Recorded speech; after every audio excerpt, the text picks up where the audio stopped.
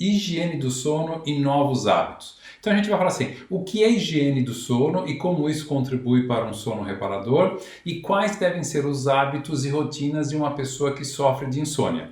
Então eu vou dar o meu exemplo, né? É claro que cada um vai se ajustar de acordo com o serviço, horário, família, crianças e tudo isso, mas por exemplo, a higiene do sono é quando você cria um ritual antes do sono e esse ritual vai lentamente falar para o seu cérebro que já é hora de dormir, né? Então, por exemplo, no meu caso, você não precisa fazer isso, mas no meu caso, 21 horas, é claro que eu também não fico olhando, agora 21 horas em ponto, né? Mas vamos colocar assim, grosso modo, por volta das 21 horas, eu desligo o meu celular. É claro que muita gente vai falar assim, poxa, mas desligou o celular e se tiver algum acidente? Bom, tem um telefone fixo que as pessoas podem utilizar. Mas o que eu procuro fazer é evitar a partir, né, das 21 horas e pouco, a luz azul tanto do celular quanto a luz azul, né, do laptop ou do computador ou da TV, aquelas TVs LED,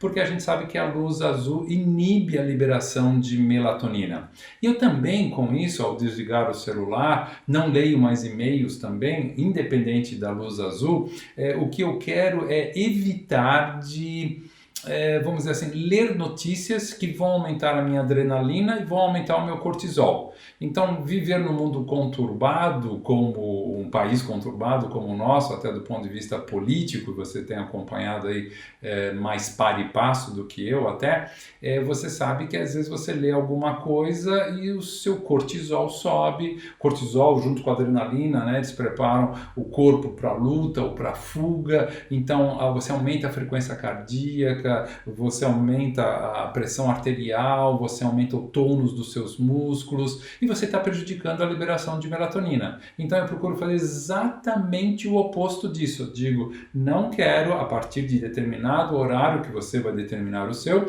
eu não quero me ocupar com essas notícias, principalmente essas notícias ruins. Então eu desligo a TV, desligo os aparelhos, o único aparelho que eu ligo é o aparelho de música e às vezes até o próprio computador, sim, mas eu não vou ficar na frente da tela, eu vou ficar ouvindo a música. Eu, pessoalmente, gosto muito de música clássica. Então, eu deixo uma música clássica tocando, mas uma música que vai me relaxando. Enquanto isso, eu já fico pensando, amanhã eu preciso ler esse artigo, eu vou levar esse livro, eu vou colocar essa camisa, eu não posso esquecer aquele documento, eu vou escovando os dentes, vou lentamente diminuindo a quantidade de luzes, né, na casa ou no apartamento.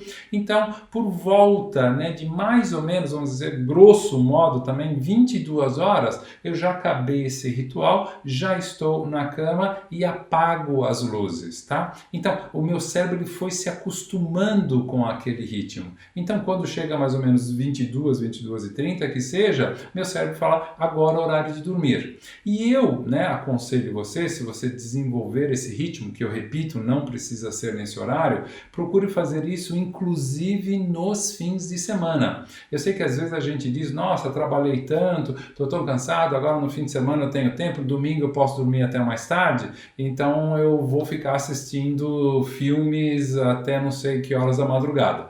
É claro que eu respeito se você for dessa opinião, mas não é produtivo para o seu sistema nervoso. O sistema nervoso tem que se acostumar àquele ritmo, a que horas você vai adormecer e a que horas você vai acordar, inclusive durante o fim de semana.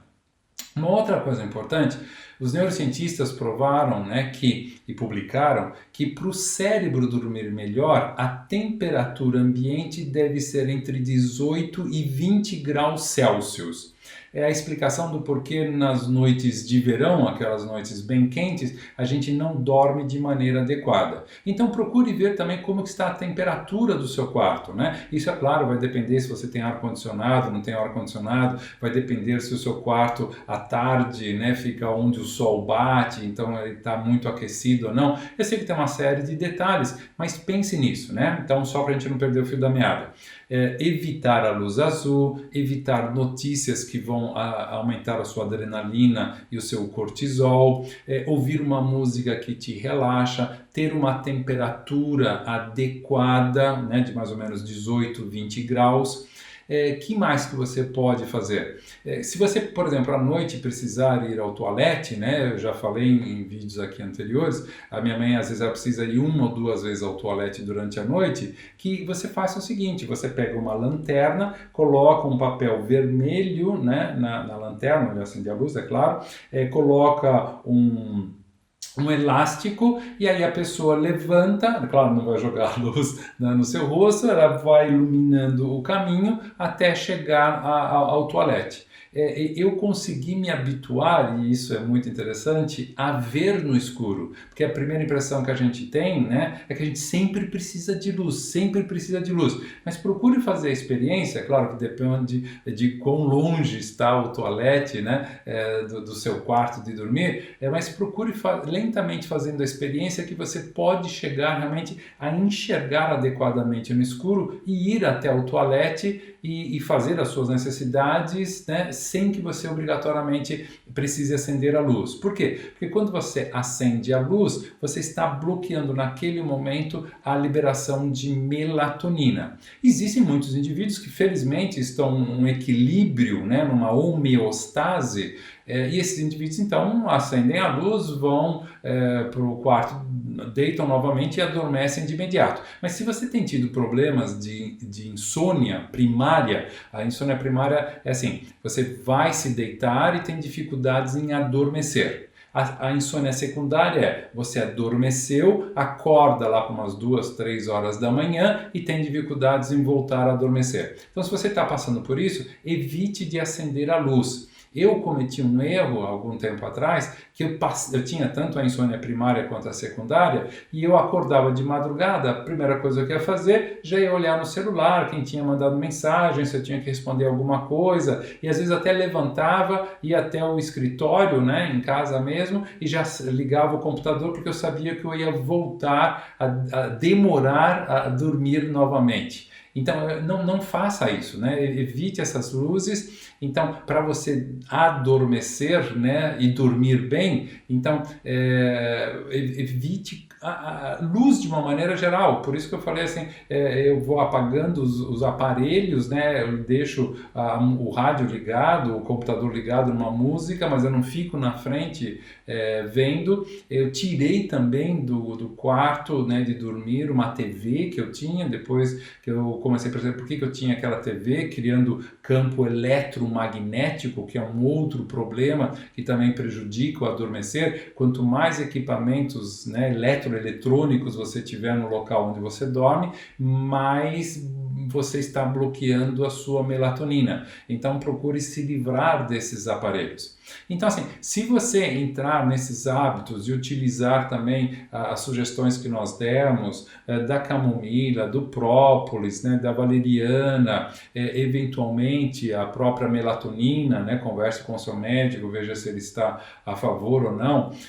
Mais uma vez, evitar a luz azul, evitar as notícias ruins, né, jantar ou comer alguma coisa 3 horas antes de ir dormir, atentar para a temperatura do seu quarto entre 18 e 20 graus, você vê que é um somatório de coisas. Então, eu sempre que falo sobre o sono, né, eu falo assim, em realidade é uma coreografia, né? Talvez você já conheça uma metáfora que eu utilizo muito, a metáfora do octopus, né, do polvo. Se você é atacado por um polvo gigante e você tem uma faca, uma tesoura, né, no shorts, e você corta, né, um tentáculo, você ainda não ganhou a guerra, não ganhou a briga. Para ganhar a briga, você tem que cortar os 8 tentáculos dele. Então, a minha sugestão não utilize só a valeriana, não utilize só apagar a luz, não utilize só isso ou só aquilo. Procure lentamente mudar os seus hábitos para que a higiene do seu sono seja a melhor possível, que você dê um descanso, um sinal para o seu cérebro falando que ele tá na hora de adormecer. Evite os carboidratos, né, principalmente os simples, na hora do jantar, então nada de sobremesa doce, né? Nada de sucos, né? Nada de bebidas alcoólicas depois do jantar. É claro, se você está no jantar, você está tomando um bom vinho tinto com os amigos, com os familiares, isso é uma outra coisa. Mas não pense que se você ficar bebendo cerveja, se você ficar bebendo pinga, né, você está facilitando o sono. Não, é exatamente o contrário. Tá bom? Então, a gente falou, né, no primeiro vídeo, na primeira aula, que se o sono não fosse importante, nós estaríamos de frente do maior erro cometido na evolução até hoje. O que eu gostaria então é de ter aclarado da importância do sono, com todas as funções da melatonina, desejar que você tenha realmente noites repousantes, que você esteja mais atento, que você esteja mais concentrado, que você melhore a sua memória, que você melhore a possibilidade de você realizar todas as suas tarefas, todos os seus trabalhos, tá? Um grande abraço, como eu gosto de falar, vamos que vamos! E uma noite de sono reparador.